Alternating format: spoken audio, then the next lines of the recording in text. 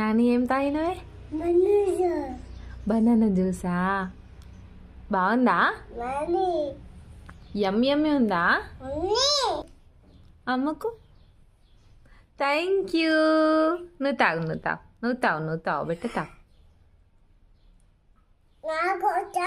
నీకోసం ఇస్తావా?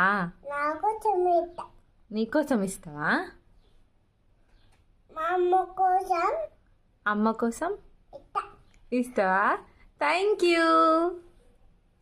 అమ్మ తాగు నువ్వే తాగే. బాగుంటుందా?